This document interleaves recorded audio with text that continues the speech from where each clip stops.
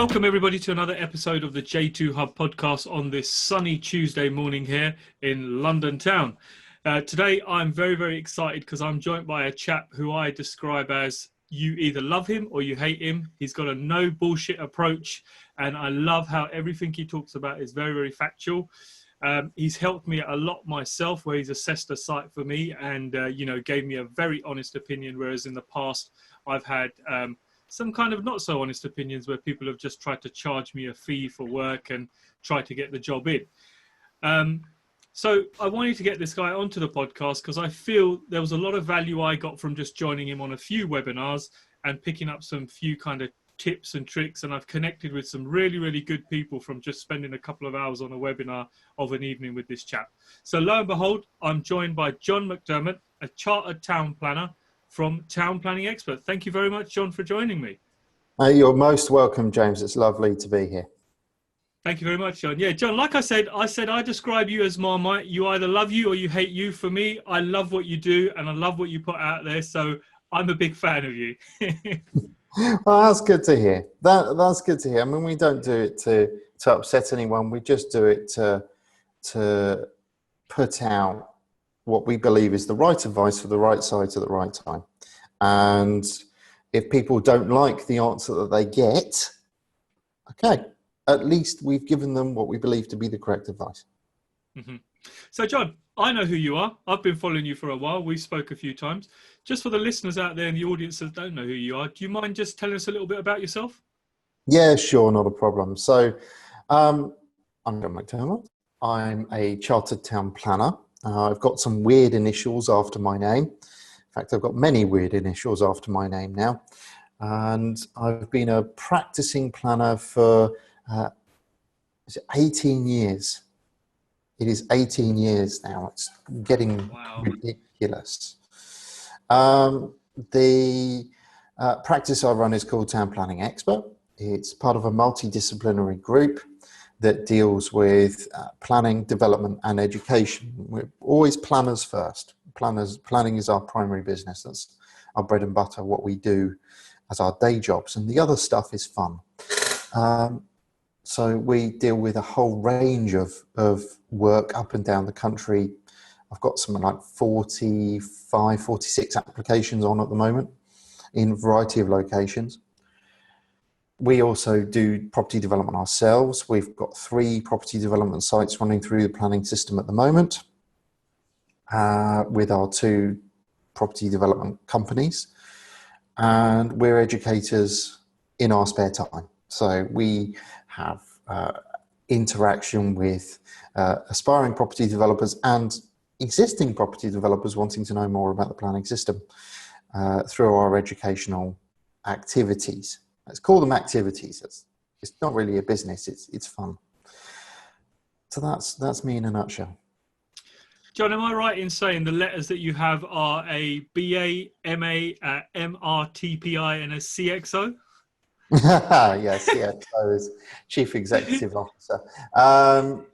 BA, Bachelor of BSc, to be fair, Bachelor of Science, Master of Arts, member of the Royal Town Planning Institute, which makes me a chartered town planner. Fantastic. I only got one of them wrong then. I did do a little bit of research on you. I thought, you know what, I better find out who this chap is, although I know you. I just thought, let me do a little background.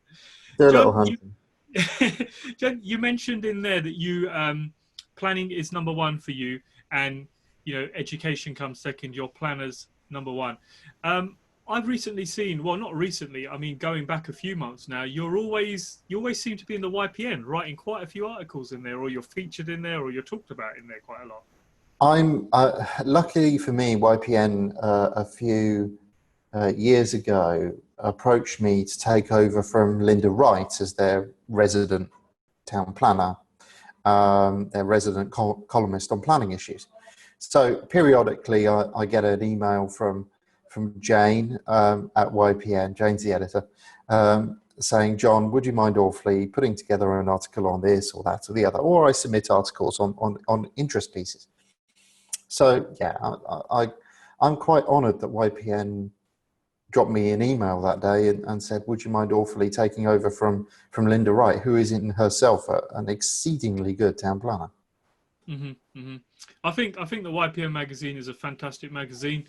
Everyone I speak to absolutely loves it, and it seems to be the same consensus every month when that drops on people's doormats. It's like, woohoo! It's going to be packed with loads Mm. of information from a variety of sources. Is it something that takes up a lot of your time, or is it something you quite enjoy doing? It's something I find time for. So Okay. when and normally, to be fair, I get asked to do it when I'm either doing some educational piece anyway, or I'm away from the office. So it gives me something to do. Forgive me. It gives me something to do when I'm either sitting on a plane or sitting in a hotel lounge by myself before an education event. So actually, it's quite a nice brain teaser, as it were, to work through when I'm writing those. Fantastic. Puts you to the test, does it? Yeah, but it's good CPD for me as well. If it's something I don't know intimately, I have to go and research it.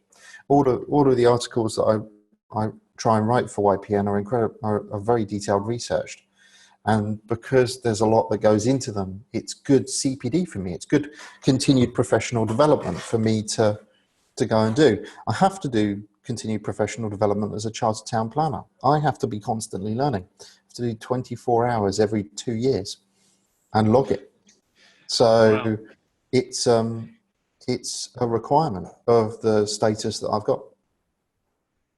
Wow. So not only are you educating, but you're educating yourself as well. All the time. Have to. Have to. Otherwise, you just stagnate. You're doing the same old developments, or you're using the same old tricks, and those tricks don't last forever. They change. Yeah. The types of development you can get away with changes, policies change, law changes, and you have to keep up to speed with it all. And that's part of what we do. Fantastic. John, so I want to talk about planning. Now, some of the buzzwords that fly around: planning permission, permitted development, green belt land, brown belt land, planning uplift. As a professional in this field, can you give us a little bit of insight into those different areas and those terms that always seem to pop up? Okay, so let's start with the most commonly talked about one, which is permitted development. I think permitted development has had one of these renaissances that, in reality, no one anticipated coming, but it's happened. The idea behind permitted development is this is development with a deemed planning permission. It's development that has a planning permission by virtue of a general permitted development order, a piece of work produced by the government that says, right, we are giving planning permission to certain forms of development. We don't need the council to look at it or look at it in the same way. It's a buzzword because it's always seen as the easy option. So it's seen as the easy way out. This is how I get one over on the council. It's not always the best form of development. It's like, think of it as the lowest common denominator. It is the minimum development that the government deemed to be acceptable in any given circumstance, because it's written for everywhere in England. It's not written for just a site in central London or a site in Greater Manchester. It's written for everywhere in England. So it's seen as the lowest common denominator. So whilst permitted development can yield some interesting results, it also can yield some very contrived answers to a Mhm. question that could have been answered quite happily by putting a planning application in. So I think when thinking about permitted development, you must always consider what is the best form of development I can get on this site, and can I achieve this a different way? Can I achieve this through a planning application or something else? Gotcha. So it shouldn't always be about, you know what, I'm just going to go ahead and do it, because you might actually get something a lot better if you were to put through a full planning application. Absolutely, absolutely. You could do something 10 times better, 10 times more interesting um, with a full planning application than you could under permitted development. Because permitted development has its limitations, it has its restrictions, it has its breaks. And the brand new permitted development right that we saw late last month for the new Part 20, which is flats above flats, is one of the most restricted permitted development rights I've ever seen in my career. And I keep on saying that to people, and the question is why? You just have to read it. You know, there's limitations on floor to ceiling heights, limitations on total height of building, limitations on what you can do inside and outside of the building, limitations on growth of a building. I mean, it's properly locked down, almost as if they were looking at a building and writing a permitted development right for that building. Here's an interesting nuance in that particular permitted development right. There are certain buildings that you're going to find difficult to make work with that right, because it allows for the replacement of lift plant and machinery on the roof, right? Over 4 stories, under the Equalities Act, you need a lift inside a building. So if you've got a 3-story building that doesn't have a lift in at the moment, and you want to add 2 stories to that 3-story building, that will take that building to 5 stories. The Equalities Act will bang in and will require you to get a lift inside that building somewhere. So it naturally limits certain building typologies by taking away a right that exists for other building typologies within the same clause. So it's a very, very cleverly worded, very cleverly worded permitted development right. But you might achieve the same or better outcome if you were to make a planning application. So if you needed to knock that building down and build a building back that was 5 stories, you'll have to do that through a planning permission, but you'll get a better form of development out of it. You'll get a better design building. You'll be made to get a better design building. You'll be able to put the lift in. You'll be able to get all the service runs to work properly. You won't be so compromised as you are with PD. Yeah, just something you said there, like they'd chuck a clause at you that you got to put a lift in it if you're going to 5 stories. I'm just trying to think in my head, if you've already got a building that's part 3 stories built, where the hell does the lift go? You know, what Exactly. are you taking away? Is it, surely you're having to take a chunk of the building out to get that in. Well, that's exactly it. And you're having to find space in the loft roof void in order to get that to work. You're having to find space on the ground floor and all the floors above in order to get that to work. It does raise into question who or what type of building is this permitted development right targeted at. I've postulated that it's those 1950s, 60s and 70s buildings that you do find in central London that are between 4 and 8 stories in height that are targeted by this permitted development right, because those are the buildings that have the lift machinery shop on the roof, which are allowed to extend upwards. They have a lift running through the building, and they're the right starting height and right ending height for the permitted development right to be used. Okay, I get you. So, John, you mentioned permitted development there. So could you talk us through what a full planning application would be like then on the other flip note? So a full planning application is exactly what it is. It's the submission of full plans and particulars, a design and access statement, and any other statements you need in order to allow the council to determine whether or not they should be giving you planning permission. The benefit of doing the full planning permission is if you apply policy, if you simply just apply the rules.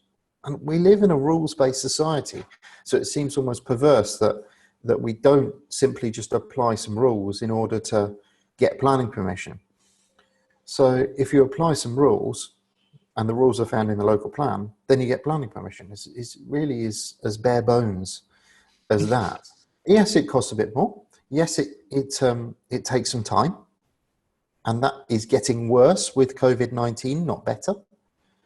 But the result you get is fundamentally better because you're held to a higher standard. So what do we mean by that? The design of the building will be better, fundamentally.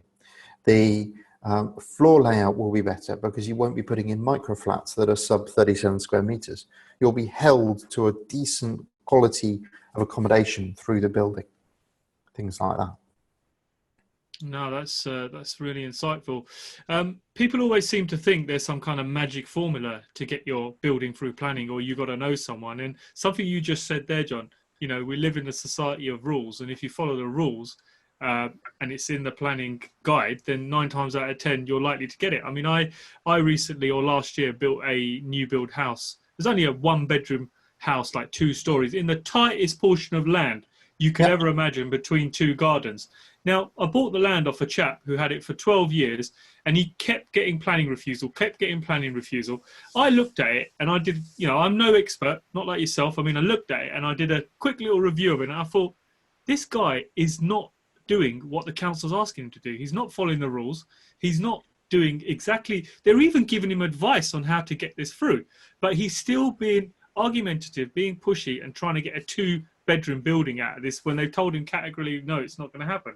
So we ended up purchasing this land off of him because he got bloody frustrated. 6 months later, we followed all the rules. We got a council planner involved who came and done a pre-app for us. We sat down, had a cup of coffee with them, went through everything they wanted, delivered exactly what they wanted, and we got planning permission 6 months later. And this guy, still to this day, seems to think that we'd done him over somehow by reading something. There's no magic. People refer to me as a wizard. I'm not. Planners are like librarians. We read law, we read practice guides, and we read policy. That's what we do. And if you follow the rules, you get what you want. If you follow the rules, you get planning permission. And that is the ultimate goal to all of this. We call it policy compliance. The alternative, sadly, is where you have, and this is where some people don't like me, to be fair, because I accuse them of pushing a site. The idea behind pushing a site is that you need to put too much on the site. You need to go beyond the pale. So take your example of the guy that probably had done his numbers and looked at it and gone, I need the second bedroom in order to get my values up, because I don't think I can build for whatever I can build in order to make the deal stack up. So he had to have the second bedroom in his head based on his analysis. That would be pushing a site. So that would be pushing a site beyond its ability to accept. Now, we see this all the time, sadly. We see a lot of developments trying to push beyond the pale. So try to push beyond what a site can readily accept. And what you get is a very compromised scheme as a result. But the formula, insofar as to get planning permission, if you want to get planning permission easily, simply, most straightforward manner, follow the rules. It's a plan-led system. The plan includes the rules within it, the policies, what will and will not be granted planning permission. You follow the rules and you get the answer. Mm-hmm. John, if someone's not happy with the decision they get from a planner and they send it through to an appeal, I mean, how likely is someone to get a positive outcome at appeal if Very, they haven't? very low. Very low. The national average at appeal, all modes of appeal, currently stands at about 30%. Wow. That's your chance of success. You should only use an appeal as a last resort. Okay. So your advice would be adjust the scheme or just whatever you submit, etc. Exactly. Right. Change something. Figure out what's wrong and change it. If you're unacceptable in principle, so if the council is basically saying, well, hang on a minute, we've got a policy. Let's take Greenbelt, for example, which is the classic one. There are only very, very few circumstances where you can build in a Greenbelt. And those are set nationally in law in the NPPF.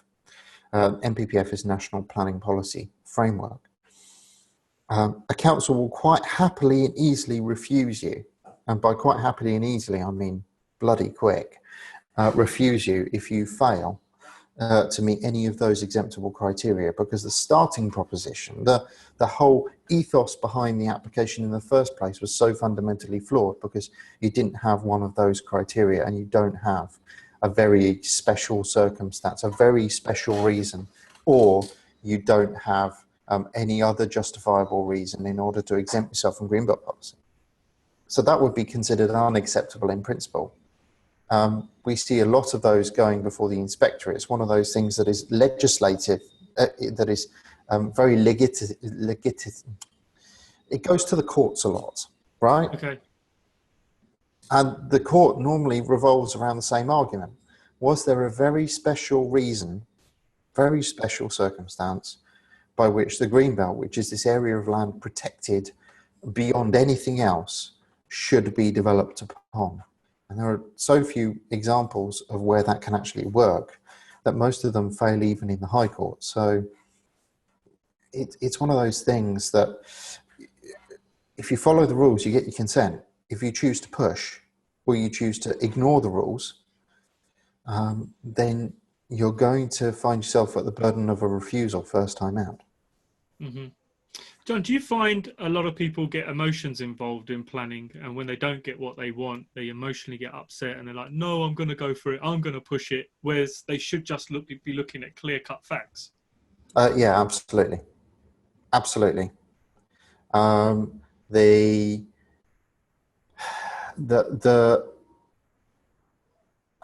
commonality is falls to the old adage of every Englishman's home is his castle, or every Englishwoman's home is his castle. You get very upset, and I can understand completely why. People get very upset when you buy a piece of land or you work on a piece of land and you're told by a planning authority, no, we don't want you to do this, because it's effectively personality versus personality. And we Englishers, we don't like, or Britishers, we don't like being told no, do we? We're not very good at the no answer. So we tend to fight back. Very recently, I've been using a quote from, if you know the Pirates of the Caribbean movies, Jack Sparrow says, we must now fight to run away. And I've been using that a lot recently because we're starting to see a lot of this. Do I carry on? Do I carry on? Do I carry on? And that's where applicants essentially chew through an application for so long. Mm-hmm. You know, it's in planning so long that the benefit of that planning application has now been eroded to near zero, either by bridging costs or other costs or interest they're paying or whatever. So it is a difficult thing for someone to accept no as an answer. And we are naturally geared, I think, to fight against that. But sometimes we do have to take no as the answer. Because if the answer is no, then and it's no through the inspector and no through the High Court, then where does that leave you? I'm always reminded of a case in Reigate and Banstead Council, the very famous Mr. Fiddler who built a house inside a hay bale. He didn't just build a house, he built a castle inside a hay bale. He had 20 years of no's. So he applied, he appealed, he challenged, he took it to the Supreme Court in the UK, he took it to the European Court, he took it to the Court of Human Rights, he took it everywhere, right? He had 20 years, he ended up getting time at Her Majesty's pleasure for contempt of court on several occasions. And he even wrote to the Queen, because one of the very rare and seldom used provisions the Queen has in law is if she names a castle as one of her permanent residences, then it becomes exempt from planning. Whatever that building is, a very old exemption. And he went there. And the Queen kindly refused to name his very, very small 5-bedroom castle in the Greenbelt as one of her personal residences, and it was eventually demolished by Reigate and Banstead a couple of years ago. Wow. I remember seeing that. He refused to take it down, to be fair, and that the council had to do direct action and roll the bulldozers in. Wow. Just goes to show what extent the council will go to. I mean, I remember seeing that chap on the television and thinking, is this guy absolutely nuts? You know, he's got this massive hay bale going right round it, and he's building this. It's not something small. It was a substantial house that he put together. And, you know, as someone in property myself, I think, is he really prepared to take the risk of putting all that money into this, not knowing that it's going to actually stand or it might be torn down? But fair dues to the guy. He put up a good fight. He took it everywhere he possibly could, but that's a good example of, at some point in time, his advisors should be saying, no, you must fight to run away. At some point in time, you're going to find yourself in contempt of court, which is the ultimate punishment for someone who breaches planning control, and that's a statutory sentence. So he now does have a criminal record on his books, as a result of fighting that much. But that's a good example of someone who didn't want to take the no. Wow. Serious emotions involved then, eh? Absolutely. John, I wanted to ask you, greenbelt land, brownbelt land, and planning uplift. Could you briefly touch on those for us? So Greenland or greenfield land or greenbelt land, I mean, there are two different connotations in there. So greenfield land, or what planners call open countryside, is non-previously developed land. It's stuff that hasn't been built on before, is used for agriculture outside of settlement boundary. So those are areas which are unacceptable in principle for development. You're not supposed to build on areas of green space. You're supposed to look at the brown space first. Green belt land, and we've touched briefly upon it already, is an area of land with additional levels of protection on it. So whilst on greenfield land, there are forms of development that are named that are acceptable. So you can do agriculture, you can do forestry, you can subdivide houses, you can do things like that. You can build new houses if you can justify it. On greenbelt land, that is wholly unacceptable in principle. You can't go and do things like that. So it's different levels of control there. What the government will want to point you to is brownfield land development. And brownfield land is rebuilding existing buildings, rebuilding on existing previously developed land, normally in designated towns or cities or settlements. There, development is acceptable in principle. So the test flips. So we go from a position of no, what's the next question, to yes, how many and what do you want, right? And that's where the government, through planning policy and practice, is trying to focus the rules-based system into where it wants to see development in the future. Planning has always been used a little bit as social engineering or human geography engineering, certainly. And that's where the government uses these definitions to guide and direct developers as to where it does and does not want to see development, notwithstanding the fact that there are always those who try to push. Yeah. And planning uplift, John? Planning uplift is a weird concept because it's the idea that a planning application has a value, right? That you go and get planning permission and then you ascribe a value to that planning permission and then you sell the site with that additional value add, right? How that value is calculated tends to be down to the individual in question. It tends to be very much down to who is doing that calculation. We've seen some planning uplift calculations, and there are a lot floating around that bound around the third concept. So a piece of land with planning permission is worth a third of the GDV. Mm-hmm. Probably not worth a third of the GDV, to be fair, because that leaves precious little to actually be able to build and get a profit out of it. But that's what planning uplift is. It's the idea that a value is added when a planning permission is granted for the piece of land. Mm-hmm.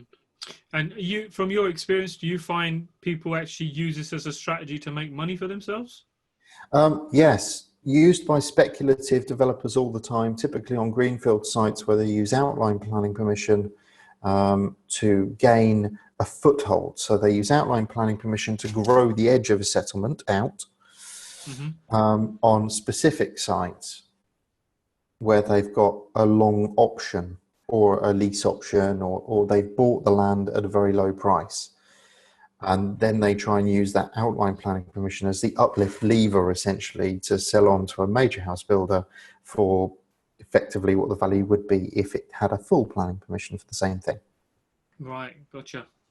So used all the time, used by speculators, starting to be used by deal sources, to be fair, as well. Now we've got the permission in principle pretty much working across the country.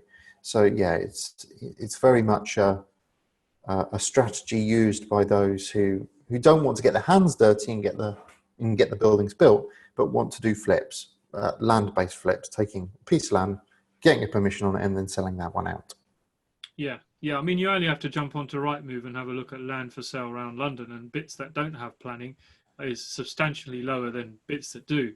And like you said, that third model just doesn't seem to work, because you look at these things and you think, what, you want X amount for this land, and by the time I build it, the numbers just don't stack. It just doesn't work at all. You know, where are you getting this value from? Are you just putting your finger in the air and thinking, oh, you know what, I'll charge 400 grand for that, someone will pay it? It's even worse elsewhere in the country. We were looking at a development site over the weekend that we were very excited about down in Cornwall, and it had outline planning permission for 8 fully detached houses, lovely, in a lovely little village, stunning, within a mile of the coast, fabulous. That means we can aim at London pricing, because Cornwall's weird. Mile from the coast, London. Everywhere else, Central Wales, as far as pricing comparables go, right? So great. And then we rang a couple of local estate agents and got actual valuations. The land was up for 2 million quid, right? We then rang 2 local estate agents that we know down there and said, what would a 4-bed house sell in this village tomorrow? £595,000. 8 4-bed houses, 595,000. That's what, 4.8 million GDV. Mm-hmm. They want 2 million for the land. So you've got to be able to build for 2.8 million and take your profit and the finance costs and everything else. So that's nearly a 40% grab on planning uplift if you give them the 2.2 million quid they want. Wow. Wow. And so there are some weird figures going on at the moment. And you said someone would have done that without even getting their hands dirty. Yeah, that's exactly what they've done. They've put planning application in. They own the land. They've put planning application in. It's an outline, so it's quite a light application to put in. It's comparatively cheaper than a full. And there's still the other bits of the full application to do. So there's still about £60,000 in planning and professional fees to throw on that site if someone were to buy it. Wow. No, some real good insight there, John. Really, really good. John, I want to move on to asking you, if somebody's sitting there and they want to try and assess a site themselves, how do they start the process? Is there some kind of telltale things they need to follow or do? You know, if you've seen a plot of land, you think, oh, you know what, I'm gonna try and do some research on this. If someone was a newbie or someone's, you know, looking to go down that route, is there something that they could do to get themselves started? So what we've actually tried to help here, and what we've done is produced what we call our victory model. We're based in Portsmouth, so of course we were going to name it after Nelson's flagship. Why wouldn't you, right? But it works quite well. So victory is a stepped approach to looking at how you assess an application site, or how you start to think about an application site. It's the idea behind it is to try and take away some of the common errors in site assessment. So I'll just nip through it, if that's all right with you, James. Yeah, just sure. Tell people how it works, and if they want a copy, it's free. There's no sort of tracking on it. They can just go and download a copy from our website. So V in victory stands for verify, is what you're allowed to do in either the National Planning Policy Framework or the local plan. So, for example, Greenbelt would be stopped immediately at the V for verify stage. You wouldn't move past V. I, intelligence, is all about the planning history. Has this been tried before? So have you got refusals on the books that you need to deal with? Just like your house example. Have you got approvals on the books that tell you how to do it? And you just need to go and get those approvals back. C in victory stands for compare. So have a look in the surrounding area. Are people doing what you want to do? Have they got planning permission? What is the planning personality of that council looking like? If there's a certain form of development they're approving over and over and over again, then do that, because that takes away some of the negative decision making that can affect sites. T stands for team, and that's about assembling your power team. Do you have a planner, architect, builder, project manager, or JV partner that you need to take with you on this journey? And are their goals aligned with yours? O is about options. Can you do what you want to do under permitted development? How many options are available on the site? Ideally, we always look for 3. So straight out development, then a compromise scheme that gets you off the land, gets you out of the development, then just a refurb and sell.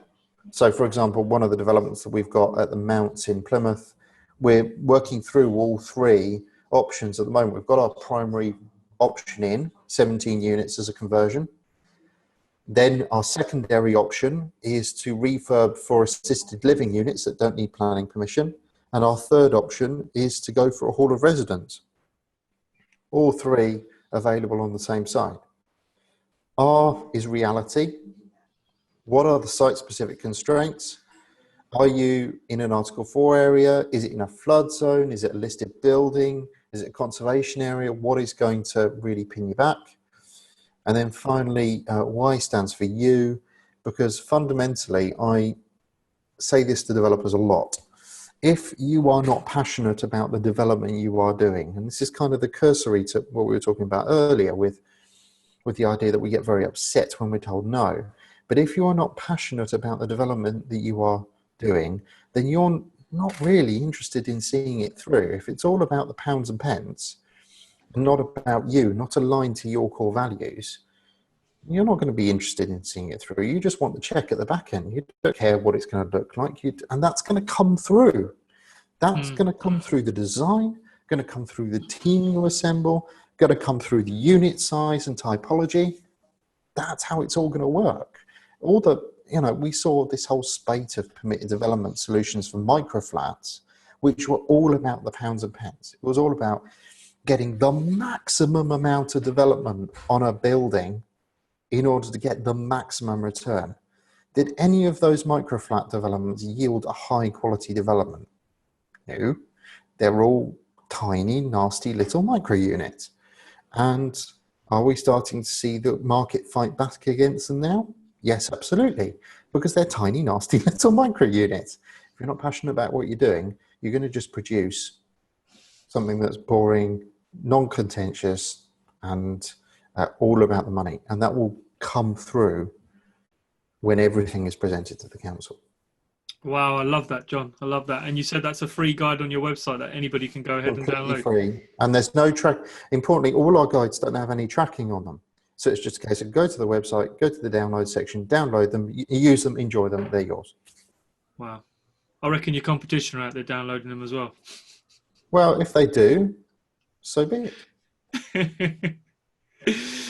John, something I learned from you on your webinars, I realized you're a massive fan of Nimbus, and you use that quite a lot when you're doing stuff or you're talking about sites.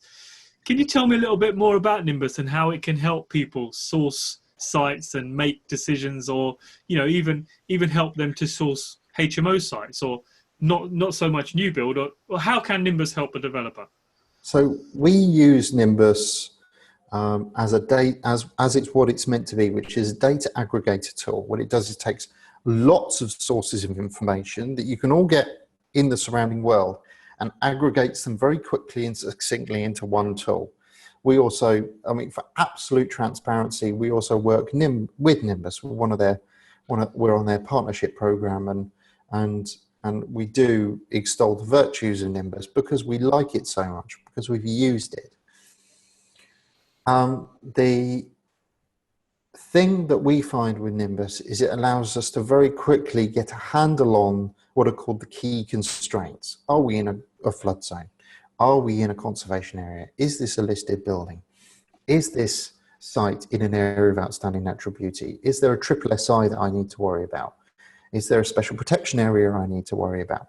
So it very quickly allows us to get a handle on that. And then because it links into the planning history, so to go back through that victory model, it deals with the V for us very, very quickly. It then deals with the I for us very quickly, the intelligence part, because it gives us the planning history, or it gives us certainly in the last 5 years a standard. And then it deals with the C for us because there's a planning layer in there, which allows us then to look at all the planning applications that are going on in the surrounding area and compare the development we're doing against approvals. So as far as working through the victory model, we find it an excellent tool to help us very quickly assist clients on site. But more importantly, it helps our clients help themselves, because we can say to them, go use Nimbus, or go use any other tool that's similar. We like Nimbus.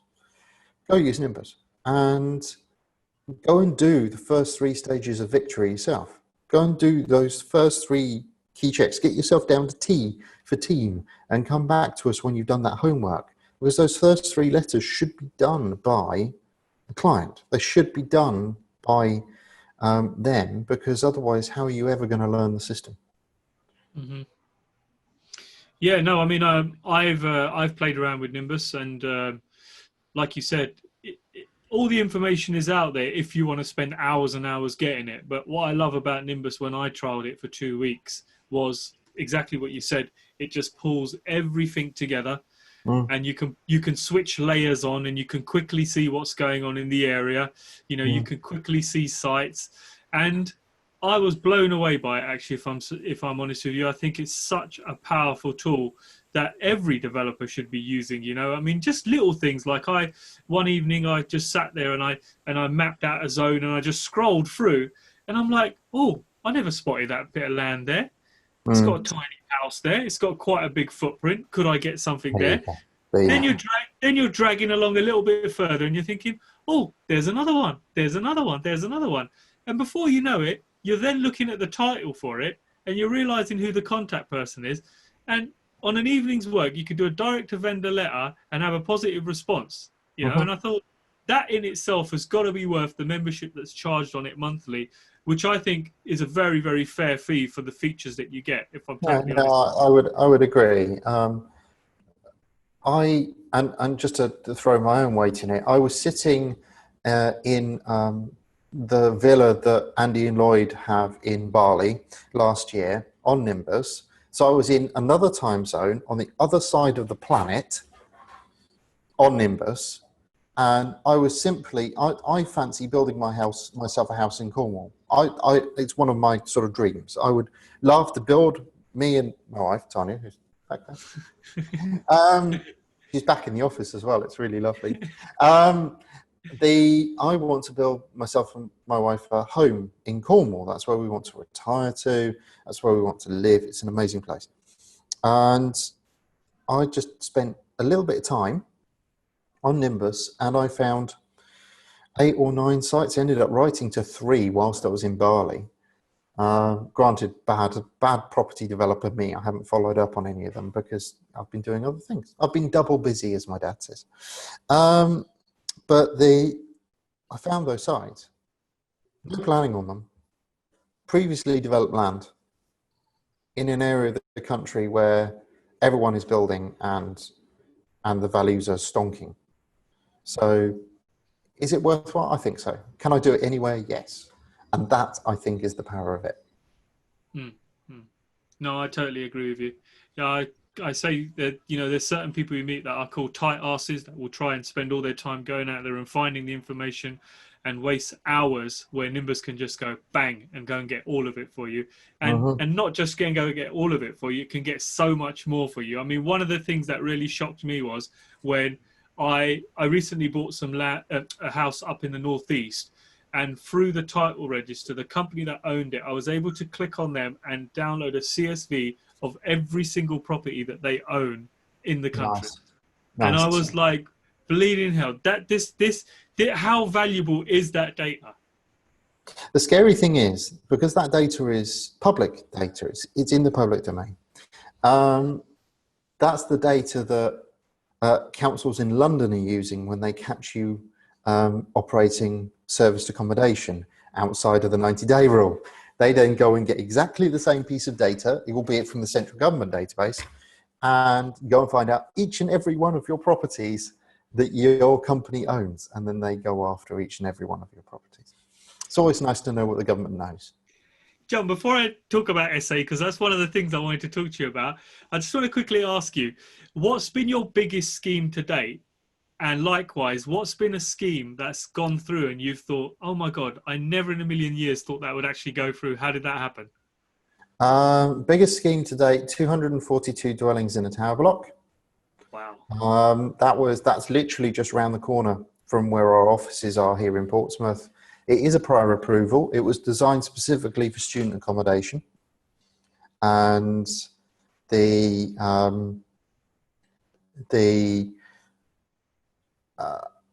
scheme is being built out right now. They're building a lesser number because the student accommodation market in Portsmouth has changed. So they are building 158 out of those 242 and making the unit sizes bigger in order to make them main market houses. Stunning location. The 242 leaded off into the 158, so works bloody well for where it is. Wasn't 100% convinced I was going to get it because at the time we were running out of time. So it was a prior approval that I submitted at the point where Office to Resi was time limited, and we did not know whether the government was going to extend it. And so there was this massive great panic right up until the end of that application, where we were thinking, well, they're just going to refuse it. If they would just refuse it, then we're stuffed. They refuse it, we're fucked. Yeah. Because we have to send it before the inspector. And if we do that and the government doesn't extend the period of time, then we can't get the approval anyway, because we've gone beyond the period of time. That's the end of it. Happily, the council approved it, which was very nice of them. Very, very kind of them indeed. That was also the one I didn't think I'd get through. I looked at it and thought, well, there is justification here. I've got a reason, justification, it's fine. But all the council have to do is find me fault on one of them. And I thought they were going to find me fault on highways, because I had 242 units, student pods, with a 75 space car park. And the council actually mentioned that, yes, whilst there's this 75 space car park, it's directly opposite one of the city's main train stations and bus station. And because of those two factors, they said, we don't have a problem here. We're fine. But that's what I thought they were going to have us on, was car parking. Wow. So there must have been some sleepless nights on that one for you, Jon. Yeah, there were. I've got sleepless nights at the moment because, of course, our planning applications for our developments are going through. And whilst we've had pre-app certainly on one of them, and everything is at the moment lovely with everyone saying, please, let's just get on with this. Planning is still a gamble. It is still a risk. You still have to accept that at present only 87% at the moment, 87 point something or other % of applications get through the planning system. So, and then if you then play those numbers backwards in your head, they get through local planning authority or appeal, which means that some 13% are refused, and you're always wondering whether or not the application is going to be inside that 13%. So it's a pretty high target to hit, but it's it gives you sleepless nights. Planning is not good for you. It's not. Oh, mate. Jon, I say that it's worse for you than crack cocaine, heroin, and alcohol. Wow. Jon, am I right in saying you were involved in a very nice site? I think it was it a fort or something that you mentioned, I think, in a webinar? We love hard buildings, let's face it. Our development company loves really complicated buildings. And the really complicated building that we're working on in Pembroke Dock in Wales is a 1800s Grade 2 listed and scheduled ancient monument, a former defensible barracks, which is a fort for all other stroke of the imagination. It has a moat. It has gun emplacements. No guns, sadly, but it has gun emplacements and everything else you would expect. It had a drawbridge at one stage in its life that was replaced by a metal bridge. So, you know, it's got all of the hallmarks of this is a fort. And we're involved. That's one of the developments we're working on, and we're involved in it. And it's very much a labour of love for that one. This building has had the crap kicked out of it over the last 20 or 30 years. And part of the building is the internals are in a poor state. So we're working with the council in order to bring that building back into life. Mm-hmm. And how far along are you with that one? The surveys are all in. We've had our initial discussions with the Welsh Government and with local council, who are both saying, please sort this building out. It's the Welsh Government we have to persuade, Cadw, who are the Welsh version of English heritage. They are the gatekeepers to the Scheduled Ancient Monument part. Happily, when the building's converted to residential, which is our intention, it will become descheduled. You can't have a SAM that is a residential building. So it will be descheduled at that point. But they are working with us to bring forward a scheme that everyone can be happy with first time out, because there have been a number of attempts on this building to bring forward a scheme that works. And those attempts have gone by the wayside now. So we're now looking at trying to do something special once again. Okay, look forward to that. I've like I said, I've heard you talk about it on a webinar, and I think I heard you talk about it on another podcast, and had a quick look on Google Maps, and like you say, it's a stunning place. It's a beautiful building, absolutely beautiful. We seem to only be attracted to buildings who are absolutely stunning, and you know, all three development sites have their own beauty to them. Raglan Gatehouse is just this. I describe in the heritage assessment, I described Raglan Gatehouse, which is one of the others, as this building stands alone as the last testament to the legacy of the site. And it does. It really does just stand in isolation and alone. Everything else that was part of the former barracks there has been destroyed, knocked down in the 50s, replaced with horrible maisonettes. But this building just literally stands there in splendid isolation, desperately asking people to do something with it. Mm-hmm. Wow. You can really sense your passion, you know, when you talk about these. I know you say it gives you a lot of sleepless nights, and you know it's worse than a drug addiction, but you can sense the passion and the love that comes through for these sites when you talk about them. That's the important part of the why. Yeah, it's the you part. This is completely aligned with what I want to do, you know, as a planner, as a developer, is to bring forward these buildings that would be lost and forgotten. Because at the end of the day, and I love this quote, it was given to us by our architect, we're only ever borrowing them. They're the country's buildings. We're only ever borrowing them for the short period of time, and it is remarkably short in these buildings' lives, that we have them in order to give them another chance. And we're just borrowing them for that brief glimpse of time. If we're going to be involved in their life, in their history, then fabulous. Wow, that's such a powerful statement. Jon, you mentioned something on a podcast that really stood out to me, where you said service accommodation is your least favorite strategy. I wondered if you could tell us a little bit more about that, because I know you're going to give us a no bullshit response to this. Okay, so here's my view. Are we ready? This is where 90% of your podcast listeners think I'm a twat. Okay? But let's go with it. I'm going to tell you what I think.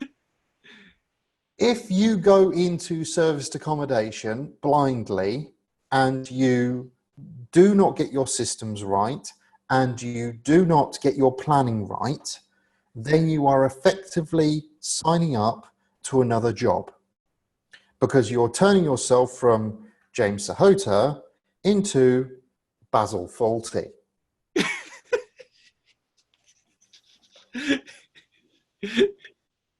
That's the thing with serviced accommodation. It's sold by the world, and there are many people on the internet who will tell you that serviced accommodation is fucking A, and they can make a lot of money from it. It's all groovy. Excellent, right? And I would agree. Any hotel makes money if it's set up well, has a great offer in a great location, with all the staff and everything else that needs to run a hotel.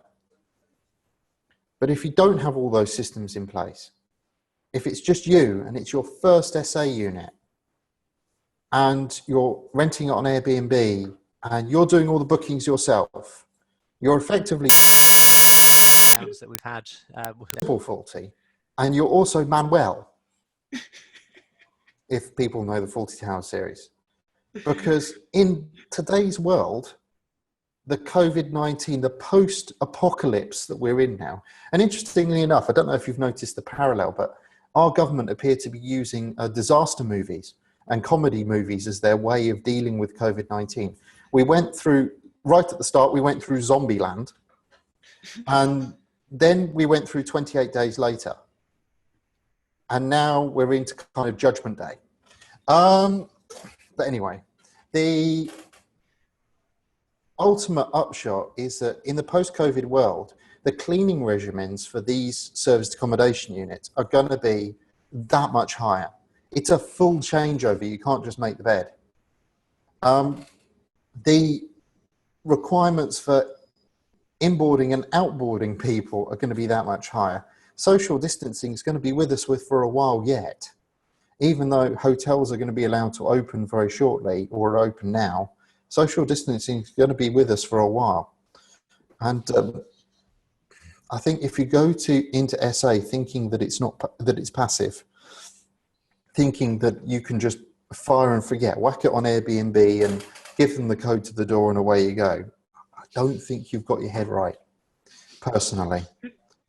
I know there are people out there today. I saw a YouTube video by one of them this morning when I fired up YouTube and saw a YouTube video saying, now's the time for serviced accommodation. Get your ass into serviced accommodation now. And I'm thinking, oh dear God, we're just going to have loads of divorces when Sybil hits Basil over the head with a frying pan again. Mate, I'm laughing because a lot of the people doing service accommodation are in their early 20s and they probably haven't got a clue who half of these characters are. Faulty Towers. Faulty Towers is on Gold. Many other television.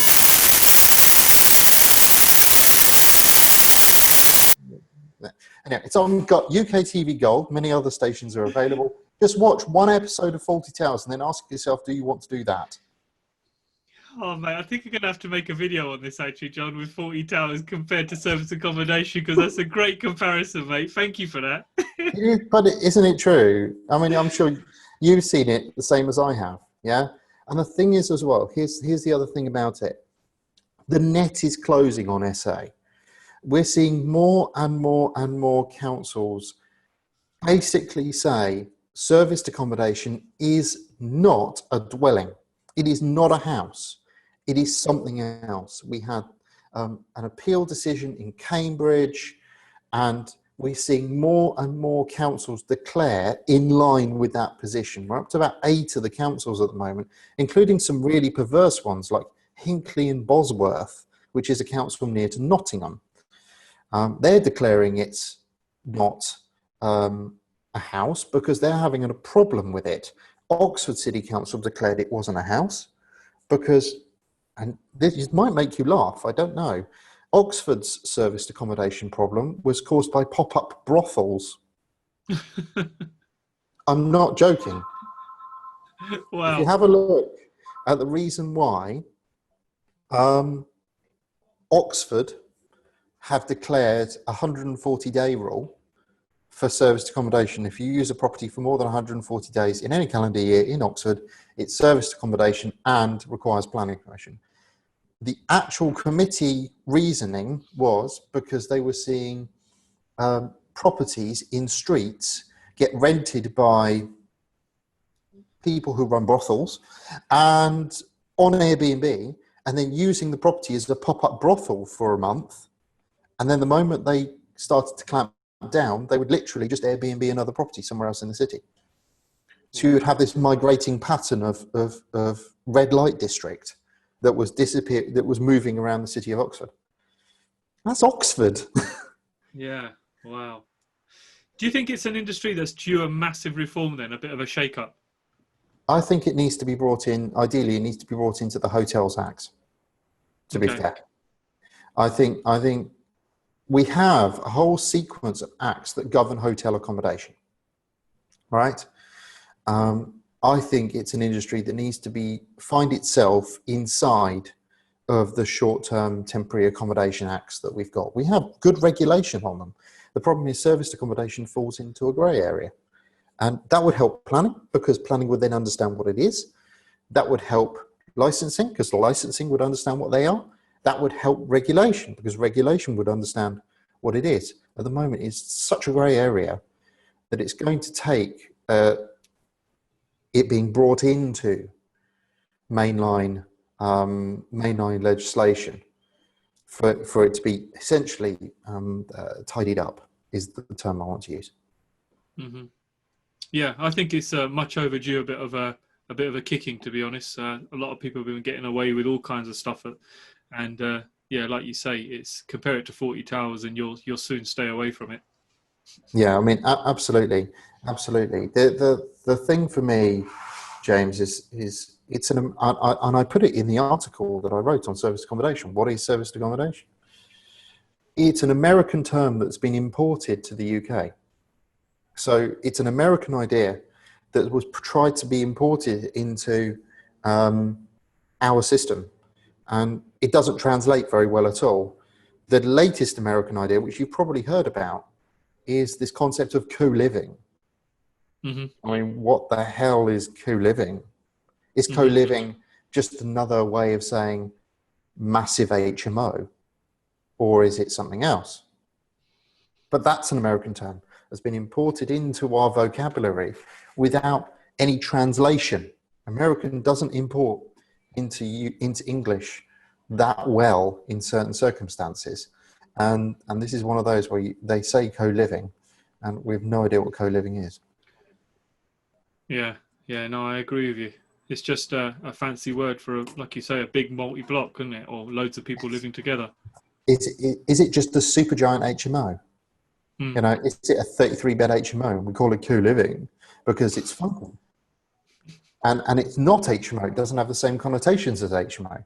But does it fall inside the same use class? We simply don't know, because there is no definition of what this co-living thing is. Mm-hmm. Same with service accommodation. Jon, I'm getting towards the end of the podcast. I've got one question for you here. I know how your service, as you know, it's really benefited me, and you know, you're firmly on my power list to call when I have a new bit of land that I'm looking at. But how can your services help somebody out there who's looking at a plot of land and thinking, you know what, I don't know if I can personally do this. I don't know if I can go through it. I need a little bit of hand-holding. What can they do if they want to contact someone like you, and how can someone like you help them? Okay, so when looking at pieces of land, we always suggest go planner first anyway, because the planners are the gatekeepers. Architects will tell you how to build it and what it will look like, but planners will tell you if you can build it. And it's that if question that's really, really important. So I would always suggest go to a planner first, contact even the local council, have pre-app with them, or your local neighbour. That they're chartered, because the chartered status gives you levels of protection, just like having a chartered architect gives you a level of protection under the ARB, the Architects Registration Board. Having a chartered town planner gives you a level of protection under the Royal Town Planning Institute Code of Conduct. So absolutely make sure they're professionally qualified, and take advice very, very early on. It might cost you a bit of money for that advice, but if it does and it saves you a lot of money, then I would absolutely take it. And I'm going to give an example, if I may, as a final example to exemplify the point. A few months ago, I was phoned by a guy who'd gone to auction. Well, it's going to start well when you say the words gone to and auction. And he'd bought a piece of land that he'd seen in the auction book for £50,000. Right? The auction said prime residential land, subject to planning, within a residential housing estate, City of Reading. Now, 50 grand for prime in Reading is dirt cheap, right? If we go back to the victory model just quickly, the V in victory is verify. Verify what you can do, what you want to do, you can do. So if he'd phoned us beforehand, we would have told him not to buy that piece of land at any price. And the reason why is because in the local plan, what do you think this was designated as, James? It's within a housing estate, is it? Yeah. I'm guessing some kind of park or a playground or... Oh, you're absolutely bang on right. It was park. It was designated as protected open space under policy as a park, and it actually had a swing set, a slide, and a roundabout on it. And you didn't check all this? He went to the auction and got auction-induced Tourette's. You know, where you start shouting out mine, you know, and stop bidding. The problem is he'd gone to an auction, 10% deposit and 28 days to complete. Otherwise you lose the deposit. And he said, well, how do I make this development work? And the only answer we could give him was remove the old swing set because it looks substandard and put a new swing set on, a new roundabout and a new slide and give it back to the community. I don't want to do that. It's going to cost me 55 grand to do that. Well, then you need to wave goodbye to your 5.5 grand, 10% deposit, don't you? Because you can't develop this piece of land in the short to medium term. It's going to need a catastrophic collapse of Reading's housing supply, and there is never going to be a catastrophic collapse of that, for them to allocate the site for housing. So you better say goodbye to that 5.5 grand. But that's the example, really. A little bit of fees with a planning consultant before the auction, can I do this, would have saved 5.5 grand. You know, we see this all the time. I had a site a few years ago come through me on an inquiry where he'd gone to an auction and spent £120,000 cash on a piece of land on the south coast that was designated countryside in a triple SI, in an SPA, in an area of outstanding natural beauty, in a strategic gap, and in flood risk zone 3.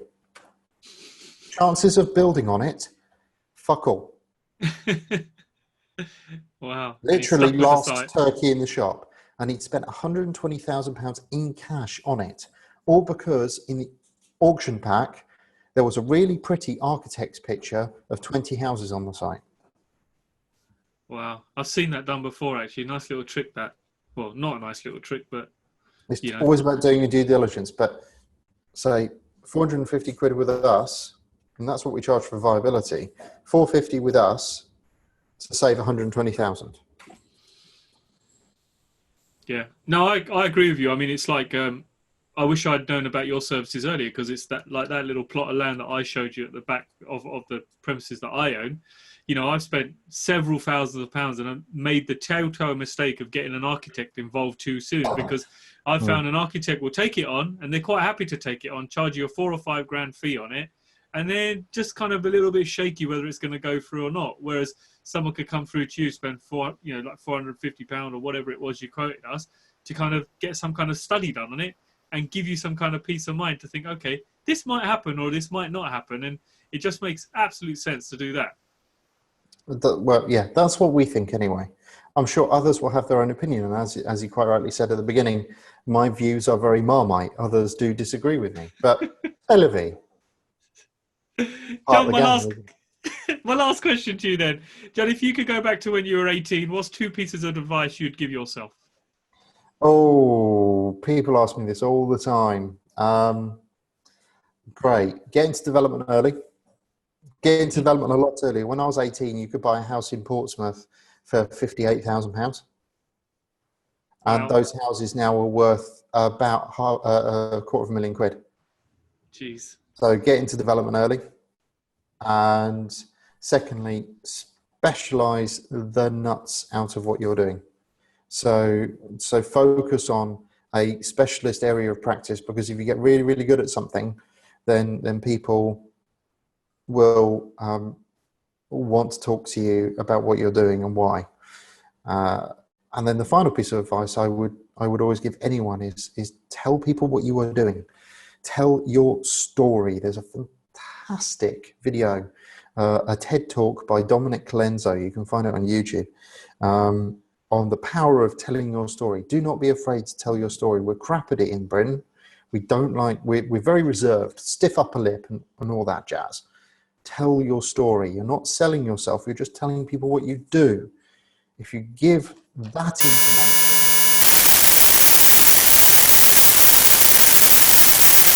relate to you and understand you as a person. Some really sound advice, and you gave us a bonus tip there as well. Jon, last question. It seems to throw a lot of people. What's one vice or naughty pleasure you just could not live without in your life? That's an interesting one. One vice or naughty pleasure I could not live without: beer. Yeah, do you know what? I thought you might say that because I've seen you on webinars drinking those tiny little beers in the past. Beer. But Tan is right, to be fair. It is migrating its way into gin. Apparently now I'm 40, I'm old enough to enjoy gin. And it's moved across into gin. One of my development passions is to make sure one of our development sites is big enough so that we can have our own gin distillery in it, with a gin maker and everything. And if I get my way, there'll be a gin distillery in the fort. So it'll be called Defensible Gin, and a premium lifestyle brand. Please drink responsibly. Fantastic, Jon. I really enjoyed that. Jon, if people want to connect with you or find you, where's the best place to do so? You can find me in the Property Expert Community Group on Facebook. You can find my profile on Facebook as well. You can get me through the Antiguru channel on YouTube. You can find us at any Property Expert Community Live, because I host them every single month. And finally, you can always drop us an email, help@tpexpert.org. Jon, that's been absolutely fantastic. I really enjoyed that. Like I said at the beginning, people either love you or they hate you. I'm a massive, massive fan of what you do, and I love what you put out there. Thank you so much for joining me on the J2 Hub podcast today. Pleasure. Thanks a lot.